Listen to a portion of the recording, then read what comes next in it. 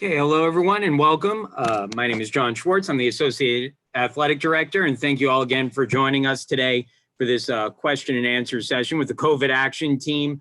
Hope today is that we can answer some questions that you might have as again, participants here in athletics at Case Western Reserve University, and also that we can potentially put some faces to some of the names you might know of as being on the COVID Action Committee. So certainly happy to be doing that here for you today. This will be recorded. It's also going to be airing, and actually is airing on our YouTube channel right now. So you can watch that both live and then eventually go back in and you can see it again on there after the fact. So feel free to go back. And if you do miss this, you can certainly go back and watch that. We have pre-selected some questions, and those have been submitted by a number of student athletes over the course of the last few days and the last week or so. And we will get into those. Before I do that, I want to introduce the members of the COVID Action Team. We have Athletic Director of Athletics and Chair of Physical Education, Amy Backus, Associate Athletic Director, Pat Kennedy, Head Athletic Trainer, Tom Monaghan, Head Team Physician, Shana Miskovsky, Team Physician, Dr. Amanda Weiss-Kelly, Head Track and Field Coach, Eric Schmall, Head Football Coach, Greg Debelak, Ryan Richmond of T3 Performance, Sean Toomey, a senior swimmer, Jenna Riccolo, a junior women's soccer player, and Jeff Kingery, our interim facilities. I'd now like to turn over to Amy Backus, the CWRU Director of Athletics, for a brief introduction to what we're going to be doing today. Amy, take it away. You'd think after all these months of Zoom meetings, I'd know to turn on my mute. Thank you, John. I appreciate the introduction. I really appreciate the opportunity to be together here with the COVID Action Team. We have been meeting every single week since the middle of March. And I want to personally say thank you for the time and effort and expertise offered by my colleagues to help us get to a point where we are today. And I want to welcome any of the parents that are viewing the webinar this afternoon, and also our student athletes. We've had an opportunity to allow them to submit questions, and certainly parents at any time, if you have questions at all, whether they are medical or technical or logistical, we're happy to answer those at any time as well. But I also want to say how happy I am to see our student athletes actually out on the practice fields. It's been a long time coming. We've had to abide by many different guidelines and regulations from the universities to the states to the Ncaa, and sometimes it can be really confusing in terms of where we are, what we're allowed to do. And so we thought that an opportunity like this to be able to answer some of the questions that have been posed to us by student athletes would be a good way to get that information across. But I wanted to also thank our student athletes for your commitment. As representing CWRU, you guys are doing a great job. And it's really paramount that we continue to be great role models for our other students on campus. They're going to see you doing things that maybe they won't be allowed to do in terms of the number of people that might be gathered together. And we have to continue to wear our masks, be socially distanced wherever we can. And I really want to say thank you for your patience and your resilience.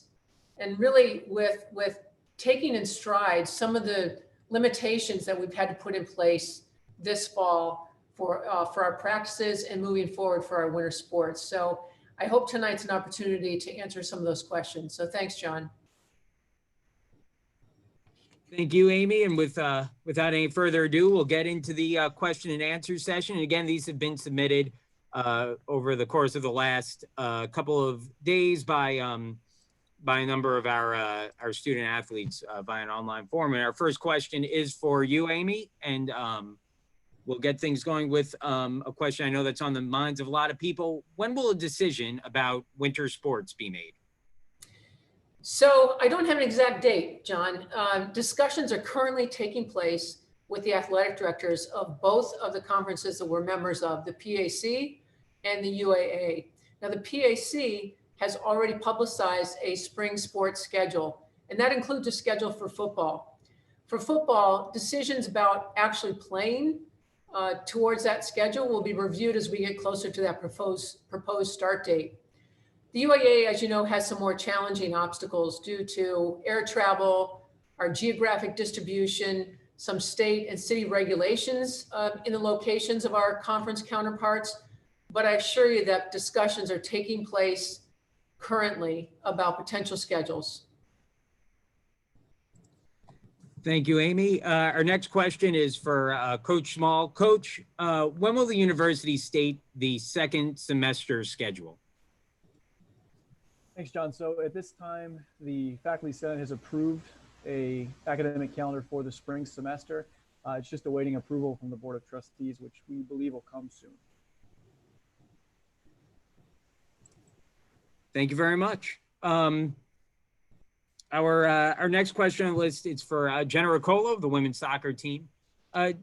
Jenna, many athletes typically see their families over the course of the semesters when they come home from competitions. For those students who are missing those interactions and want to go home for a weekend, is there a way they could do that without being separated from the team for the next 2 weeks? Yeah, so for students that stepped on campus this semester, we all took the community commitment of CASE to make sure we agreed not to travel outside of the greater Cleveland area. And not only is this a university policy, but it's also one that our athletic department closely needs to follow with the NCAA resocialization guidelines too. So unfortunately, that is really not an option right now to keep everyone safe, but Thanksgiving's not too far away, so hang in there, guys. Thank you, Jenna. Appreciate it. Next up on the list is a question for Associate Athletic Director Pat Kennedy. Pat, if the goal is to start in January, is a concrete plan in place for winter sports? And if not, why?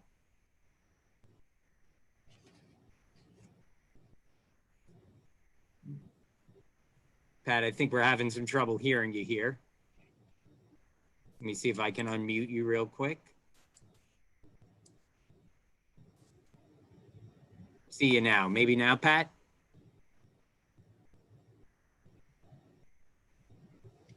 Yeah, we're having a little bit of trouble hearing you. We'll come back to you here in a couple questions, and maybe we can figure out what's going on with your mic there. We'll go to, for our next question, and Tom Monaghan, our athletic trainer, will direct this one to you. What plans does the university have in place regarding COVID testing so that teams can be practicing as a group rather than individually?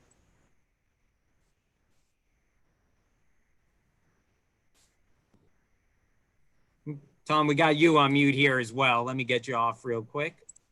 Oh, unmute. Let's try you now. There we go. Sorry about that.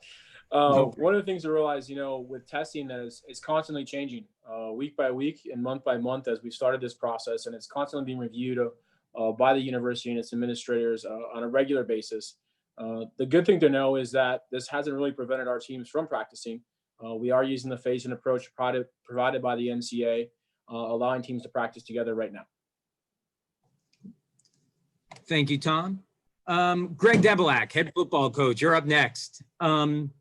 Have there been discussions within the UAA about the status of winter sports? And is there someone taking a proactive approach, or is everyone waiting for someone to take the lead?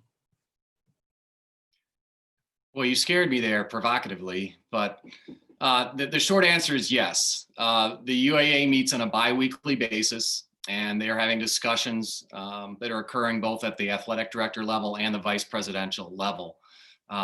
So those are happening, and I can just comment on from what we as a group did over the summer, there's a lot to plan out. So plans are being made, they're in place, but the decision's being held off until really until we learn more about what COVID is like and the possibility of safely playing. Thanks, Greg. I guess after that slip up, I'll have to settle for the title of second best moderator on the Case Western Reserve campus over the course of this week. So, Tom, let me go back to you for this question. Why haven't there been more updates about the status of winter sports? Who is the athlete's advocate right now, since many winter athletes feel out of the loop and maybe disregarded at this point?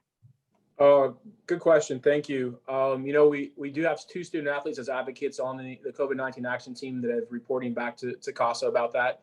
But winter sports will begin their phase 1 segment for the Ncaa beginning October 5th. All of this has been communicated to the coaching.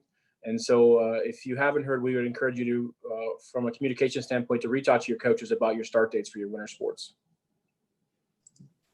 Thank you, Tom. And I'm going to stay with you for our next question here as well. Again, going back to the idea of testing, why can't athletes be tested every week?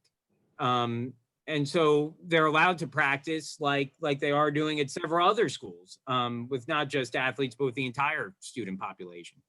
Sure. That's understandable to ask. I think the important thing to look at is there are very few institutions across the country that are testing their entire student population or even their student athlete population. And testing is not a prerequisite for us to start practicing. Practices are currently being held or begin shortly for all of our programs in the next week. And our athletic administrative staff and our coaching staff have based their start times for practices off the number of days the Ncaa is allowing them to practice it this year, as well as following the socialization guidelines that we've been given for return to sport. Thank you, Tom. Pat, I'm going to try to turn it back to you here. And maybe if we're still having mic issues with you, maybe we could turn it over to Amy and see if she wouldn't mind answering. Again, Pat, if the goal is to start in January, is there a concrete plan in place for winter sports? And if not, why? Yeah, sorry, Pat. I think we're gonna have to go to Amy on the answer here. Amy, would you mind answering that question? The goal is not necessarily to start in January. The goal is to provide some opportunities in the next semester based on the status of the pandemic at that time. And so again, we know that winter sports are really anxious to get going, but we will have tentative start dates once schedules within the UAA or perhaps some non-conference scheduling opportunities will arise. I'm sure Pat would have echoed your sentiments on that as well. But Amy, I'll stay with you on this question. How many games do you envision the seasons to be? And based on that, what constitutes a full season under NCAA guidelines? So for many sports, the number of contests is going to be limited. For eligibility purposes, if a student athlete competes in more than 50% of the maximum number of contests that we have participated in the past, if they participate in less than that, then they're not going to use the season of eligibility. So when we're talking about our scheduling policies and guidelines, administrators are certainly taking that well into mind. And some of the scheduling models that we've looked at already do have limited contest dates, but again, the goal is to get something on the books for our student athletes. Thank you, Amy. Eric, I'll turn it back to you here. For spring sports, how is travel going to be handled? So much like a lot of this, there's a lot of moving targets. But as of right now, schedules and possible travel are being reviewed based on university, state, and national guidelines. Jeff Kingery, next question is for you, and it's about laundry loops. Are laundry loops being considered at any time returning in the near future? So the state of Ohio says that those working out should arrive dressed for a workout in their workout clothes and clean it up at home. Having laundry loops in a locker room really prevents you from doing this. And the university hasn't approved varsity athletic locker rooms to be open for any type of use. And facility staff are not allowed to do laundry at this time. So this will be reviewed at a later date, following all mandated and recommended national, state, and university policies, procedures, and guidelines. Thank you, Jeff. Greg, next question is for you. When will a decision regarding spring competition be made? Well, there's no set date for that yet, John, but certainly plans are being discussed. For example, we've certainly talked about start dates for practice for spring competition, with some coaches already submitting general practice plans for their spring season. As Amy mentioned before, some sports have already come out with schedules The PAC released a spring football schedule. So plans are certainly being made, and they're being based upon what Eric just said and what Amy has started us off with CDC and state and local and NCAA guidelines, which change. So that makes it difficult to really set a date. So we're trying to be optimistic, and we are optimistic, and being proactive and making our plans, but we really can't control the decision to participate in the spring. That's going to be made by our university leaders, and they're going to make that determination, based on what's going on in the country with COVID, and make the best decision for the safety of our student athletes. Thank you, Greg. Amy, turning it back to you, will athletes have to come back during winter break? John, that's going to depend on our winter sports schedules. In the past, we've always welcomed back our basketball players, wrestlers, swimmers, for example, early before school starts so that they can get ready for their competition. So that's really going to be based on the start date and whether or not we'll be able to compete in the winter. But the university is certainly looking at options for students to be able to be on campus in January, whether it's a couple weeks before classes start, that's yet to be determined. I think we'll know a little bit better when the university officially announces the start of classes, and that will then predicate when housing options are going to be available and when we might be able to come back to start practice. And I know it all seems, very tentative, and it is. Sometimes it's hard to understand, I think, especially for our first year student athletes who may have just come from, seeing their high schools playing games right now. But I think what we have to really understand is the bigger picture of our role within the NCAA and the guidelines that the NCAA is giving to institutions that are members. And so it is more restrictive than what you'll see in the high school, and that can be frustrating. But these are the guidelines that we have to abide by as a member of the NCAA. Thank you, Amy. Tom, I'm going to ask you the next question. And Greg, I think you may actually be able to weigh in as well, potentially, with some of the things that your team has been doing in the fall. But Tom, what kind of contact and team bonding can athletes have with their teammates outside of practice? Good question. There we go. Good question. There's no doubt we all miss that social interaction that we've become accustomed to over time, and having it kind of taken away from us is a little challenging at time. But contacts outside of practice, have to be handled really carefully within the guidelines the campus community has put in place, and the community pledge that Jenna mentioned earlier when she was talking, so that we can really take care to help prevent the spread within a team, so our practice can continue. Now, we can have outside gatherings of 10 people or less within the university guidelines and still maintaining social distancing within those groups. And it's really, becoming kind of creative with Zoom meetings and other things to help build team bonding. And I know football has done a good job with that. And you mentioned Greg can give you some examples. Yeah, it's nothing earth-shattering. We've just been meeting and giving our kids assignments to do in small groups to get to know each other a little bit better. Last week we had something where they posted some tweets that they've done in the past, and they had to guess who did the tweet. And next week we gave our kids an assignment to make memes of our coaches. So that'll be interesting and hilarious, I hope. So just anything to get them working together, especially the upperclassmen working with freshmen that they probably don't know very well yet. So I know everybody's kind of sick of Zoom, but right now it's the best and safest way for us to kind of get together and learn more about each other. John, I think women's soccer is doing a book club. Is that right, Jenna? Yeah, so we did a book club a little earlier and have consistently held team meetings almost weekly, just to kind of catch up on what we want to accomplish kind of within our team culture and team mentality. So that's been really nice. And in addition, we have a team impact player, Gigi, who we like to include in our team meetings because she has is obviously a member off of campus and also has some health restrictions that make us unable to see her in person too. So trying to get her involved too with fun online games and Zoom events also. Thanks, Jenna and Greg and Tom. That's all good stuff. Very creative.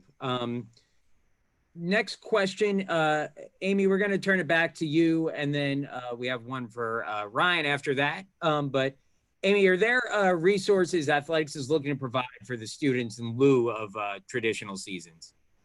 Yes, John, we've talked a lot about the fact that our student athletes probably have a little bit more time in the fall based on the lack of travel and preparing for competition. So as a department, we wanted to offer some, I think, more unique and new opportunities for engagement. So I'm really excited to announce that we have started a new partnership with Nutrition with Brooke. Brooke Beecher was a former student athlete of ours and a former coach. She did her undergraduate and graduate degrees here at Case Western Reserve University, and she's going to be our new in-house nutritionist.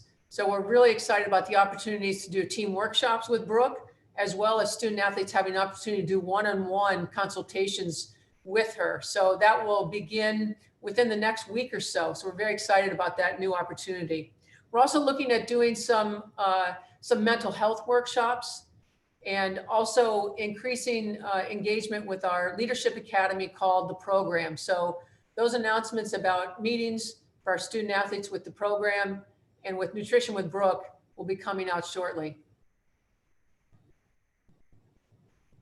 Fantastic. Thank you, Amy. Ryan, I promised I'd get you here, so we have one coming your way. If you can, just give us an update on what's been going on in terms of what teams have been able to do. I know you've been working with a number of our teams already. What have they been able to do in terms of the weight training, conditioning outside so far this year? Yeah, thank you. Yeah, we've luckily been able to have some weather that cooperates with us, but all workouts have been held on DeSanto Field. We've had the opportunity to utilize the coaching staffs to help us. So we've been taking equipment out, utilizing the field space just for our workouts to make sure we are acclimating our athletes properly. You guys are getting ramped up, and it still gives that team aspect too. As Tom mentioned, we're able to get outside in groups of 10 and socially distance. So things are safe when we are outside. We're following proper protocol as well with cleaning the equipment that is being utilized out on the turf. So yeah, it's been successful so far. We've seen a lot of good things happening, and again, the weather's cooperated thus far with us for the most part. So, well, you know, Cleveland weather notoriously great this time of year. So it might snow tonight. I don't know. But thank you, Ryan. I was actually out there for a couple of teams practicing. I know football was out there, women's soccer, softball, wrestling, and you look around the field and you see all the athletes out there, and you know, it almost for a second feels like it's normal out there again, which is awesome. So yeah, it was great to see. So that will do it for us here today. We've kind of asked the questions again. Hopefully this was helpful for everybody who's watching out there. Again, I want to remind everybody that this will be available if you were unable to attend or listen to the whole thing. We're going to make this available on our website, the full question and answer session. So you'll be able to go on and take a look at that and go back, or if there's a part you want to review, you certainly can do that as well. But I want to thank all of our panelists for attending today and answering some questions, and hopefully shedding a little bit of light on the process and what's been going on. So thank you very much, everybody. Great. Hey, thank you, John. Thank you, Amy. And everyone else, have a wonderful evening, and we will hopefully see you back on campus here real soon. Take care, everybody. Thank you.